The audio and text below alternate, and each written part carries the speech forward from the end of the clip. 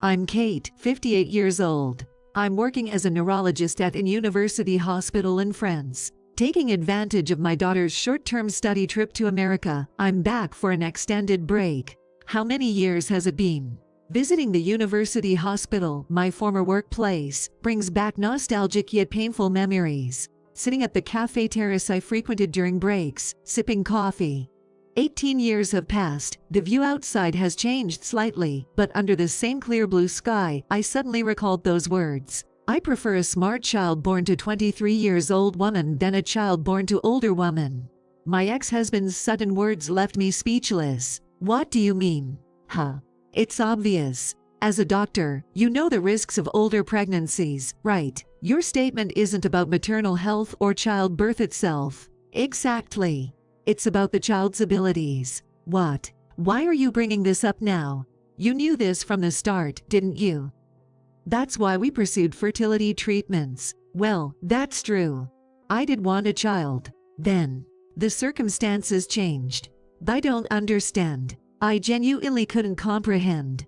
We, a doctor couple, me a neurologist, him a plastic surgeon, struggled with infertility for 2 years before finally conceiving at 40 after fertility treatments. Overjoyed at the pregnancy, Noah, my ex-husband, became overly protective until the stable period.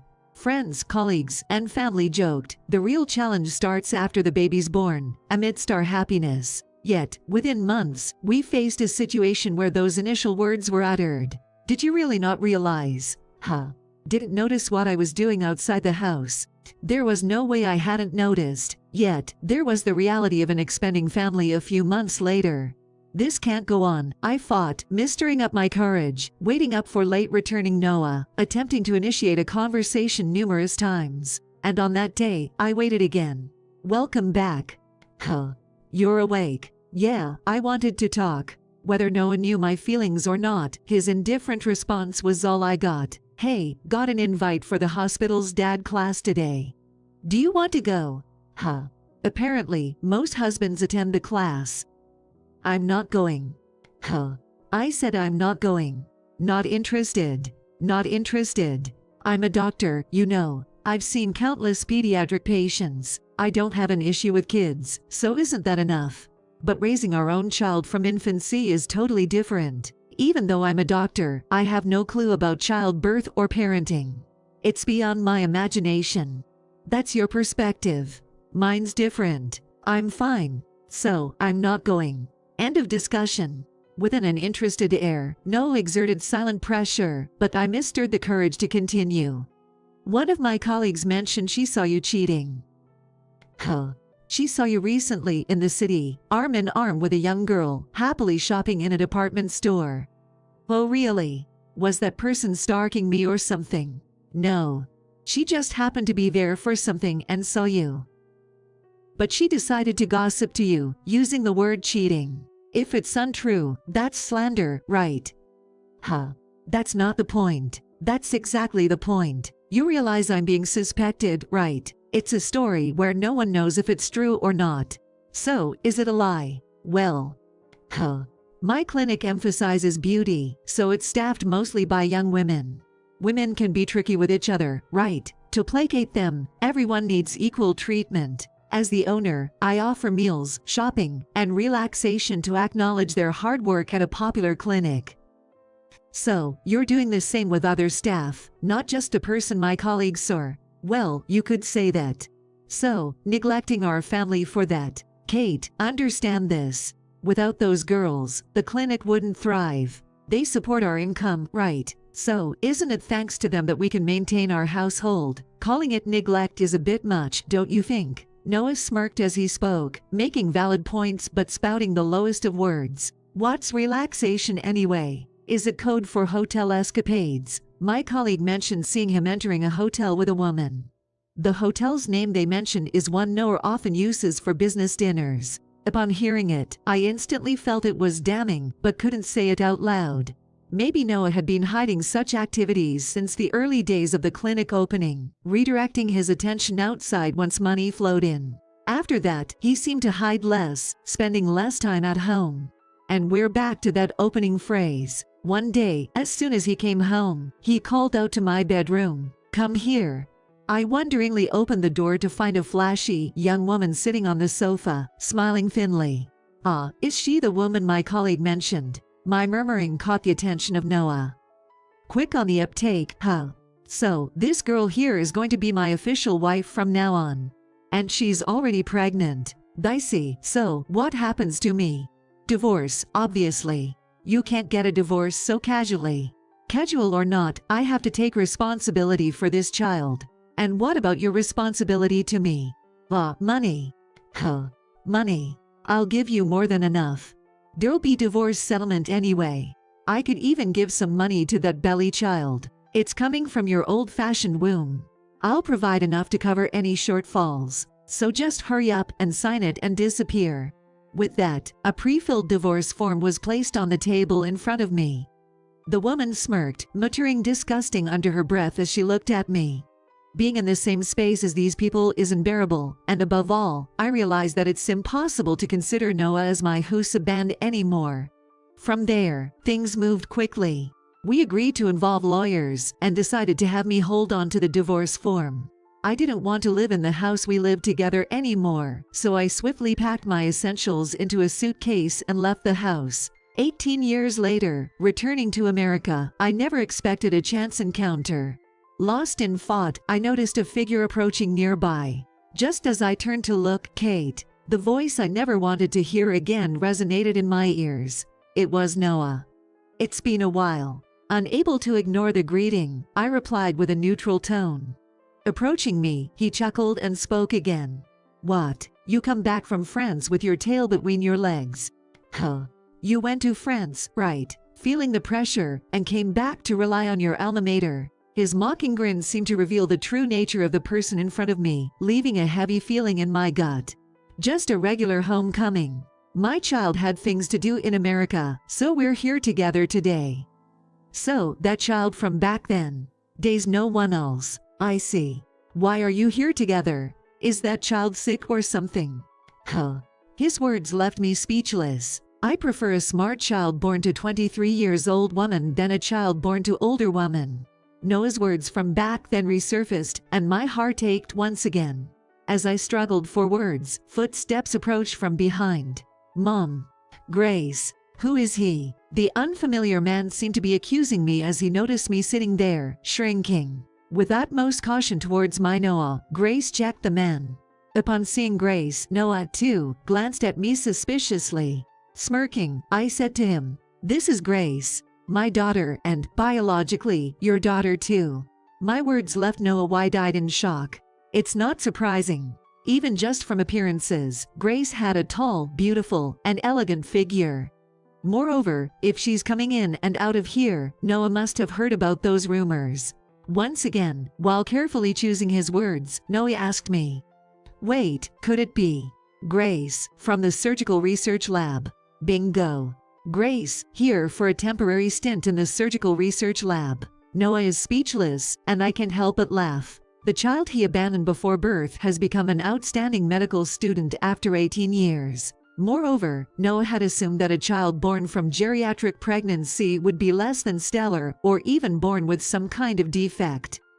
He would never have imagined that such a child would become a beautiful medical student. Surprised, aren't you? The woman you discarded, who used to talk about geriatric pregnancy, has turned out like this, huh? Well, and Grace is skipping grades, so she's a second-year medical student at 18. She's already graduated from university. Huh. I can't help but smile at Noah's clueless reaction. Don't you know about the education system in France? Shut up. Considering how knowledgeable you are, I thought you would know. I lightly apologize, and he bites his lip.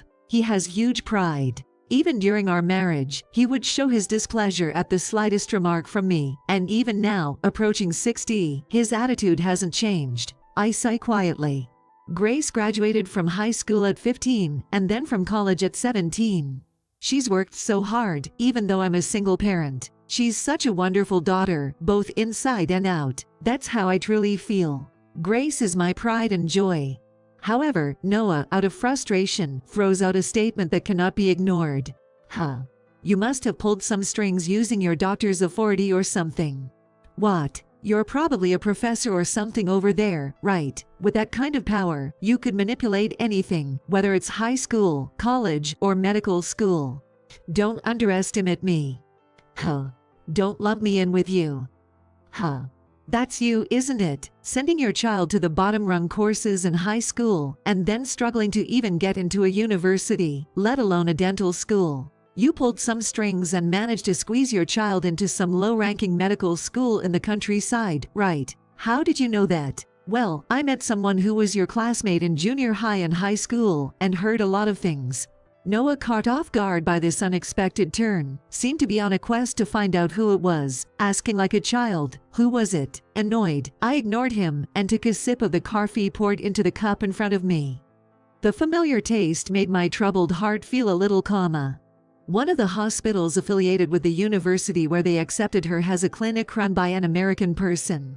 He seemed to want me to start working at the university hospital right away, but you know, I was pregnant at the time. So, he suggested I teach at the university while working part-time at that clinic. It turns out he knew about me over there, and he asked, what happened to Noah? Of course, I didn't know anything about that person, and when I asked why he knew me, he said he had heard about my background and my husband. I've heard some things, you know. Like, just because you're rich, you bullied people or used your money to play around with girls. Noah's family were landowners in the countryside, typical wealthy landowners. So, he had power in the local area, plenty of money, and he could do whatever he wanted as an only child. He fit the stereotype of a typical bully perfectly.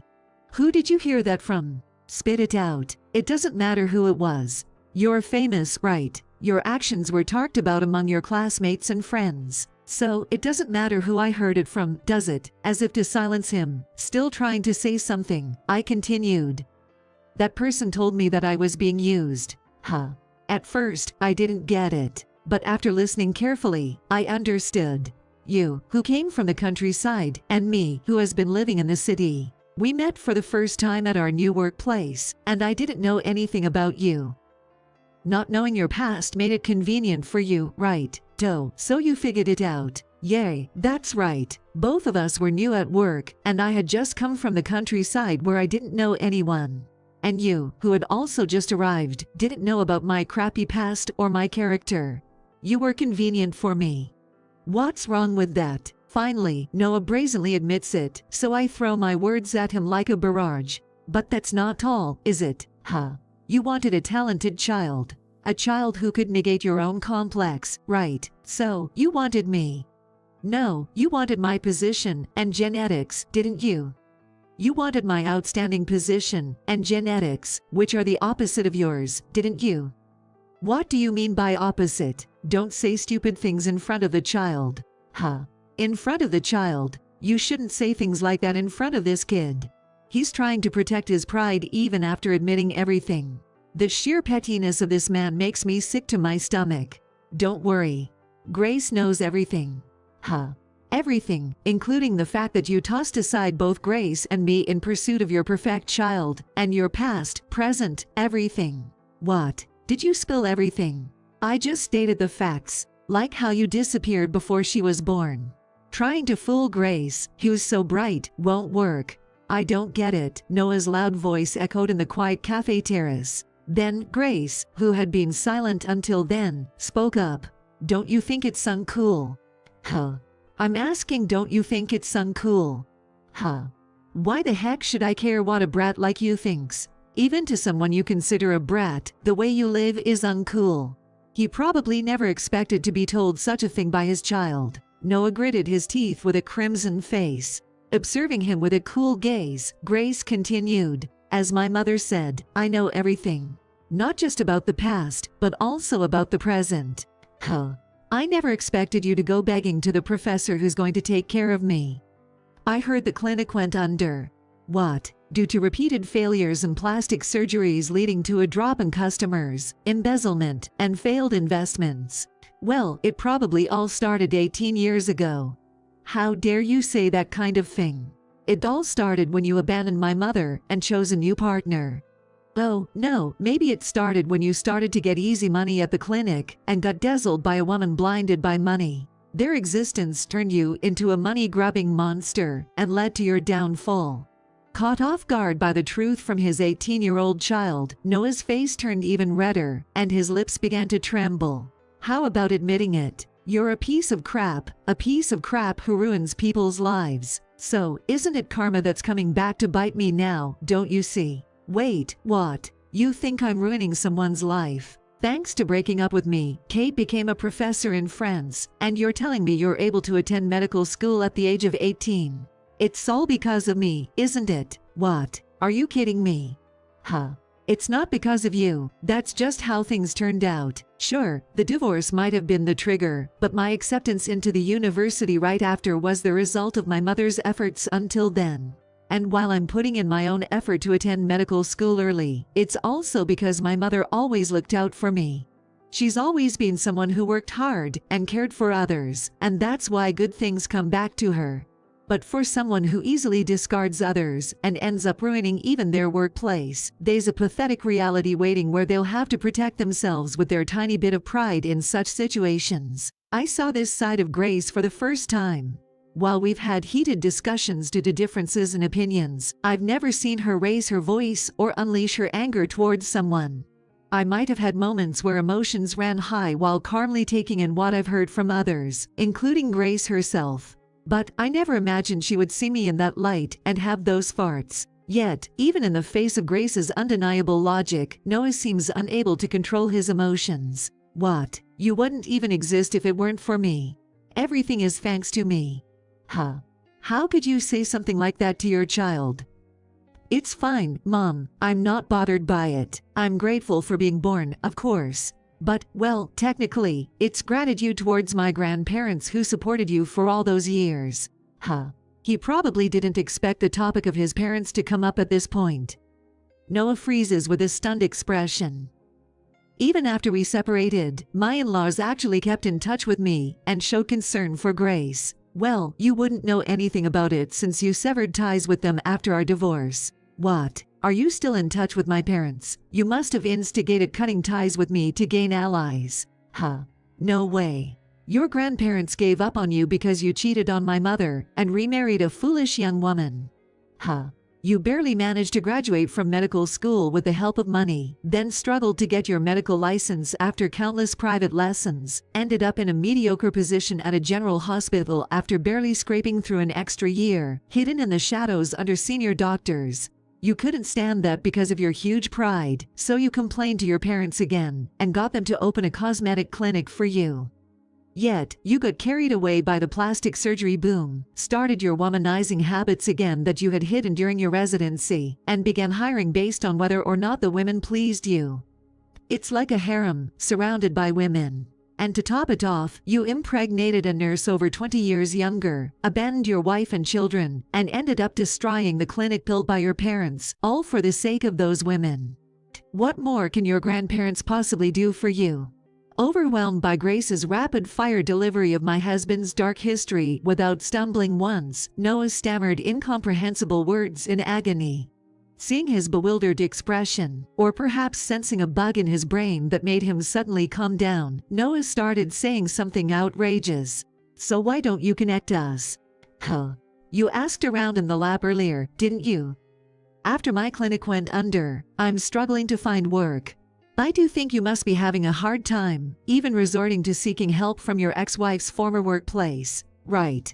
Everyone's so cold. So, if you, the daughter of Kate, who is highly talented, promising, and widely trusted, after the unfortunate breakup, offered to help your reunited father, they'd definitely help out, wouldn't they? Noah lamented like a tragic heroine while making such abnormal remarks, and Grace and I exchanged glances, sighing. Pitiful. Huh.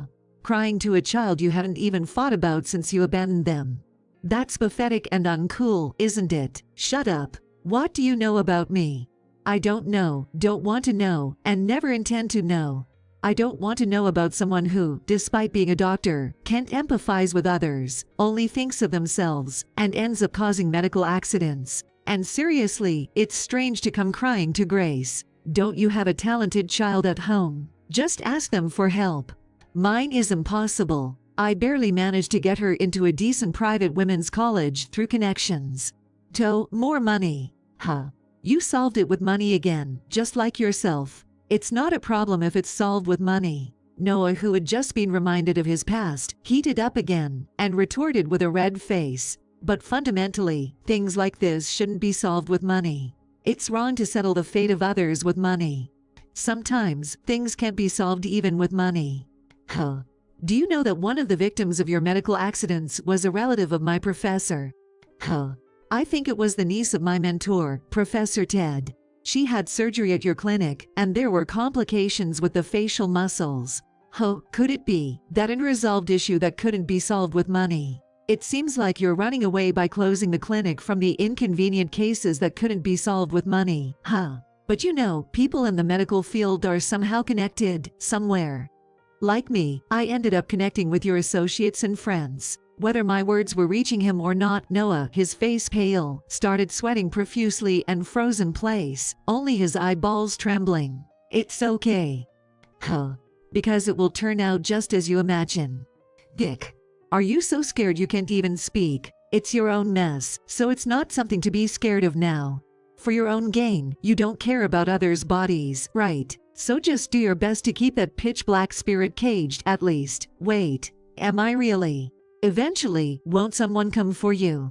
You seem so overwhelmed with trying to secure your job that you haven't noticed at all. You're joking, right? A malicious story like this. There's no way it's a joke. You don't have to look for work anymore. Even if you could find something, you wouldn't be able to work anyway. Haha. You're lying. If you think it's a lie, then think so. Until then, please enjoy your precious time with your family. Having said what I wanted to say, I gently touched Grace's arm, urging her to move. Grace, who returned the touch with her other hand, smiled softly. Afterward, Grace returned to France after about 2 months of medical studies. America is awesome. The food is delicious, people are kind, the professors and seniors are polite, discussions are interesting. Seriously, I might consider returning to America in the future.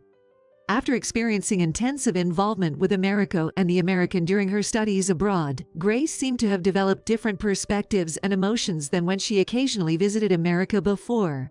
Well, that's good. Let me know if you need anything. I should thank the professors too. While saying, "I'm counting on you," Grace wrinkled her nose at the sweet French juice she hadn't had in a while. Oh, by the way, he got caught, huh? Yay. During Grace's study abroad, Noah was arrested. It seems that the fact that the failed cosmetic clinic caused multiple medical accidents involving medical personnel was making headlines on news and variety shows in America every day. Surely Grace must have heard and seen enough of it. Grace, who went to study, returned home with unexpected byproducts. But she's 18 now. Until now, she's been too mature, too hardworking. Using one's abilities is certainly important, but I keenly feel, as someone with over 30 years of medical experience, that medical practice must come with humanity. Medical practice is an act to help people's lives, and the main actor is always people. From now on, Grace will surely grow significantly as a person. As a parent and a senior in the medical field, I will quietly support Grace from behind, sometimes walking together. It will surely be a lifelong activity.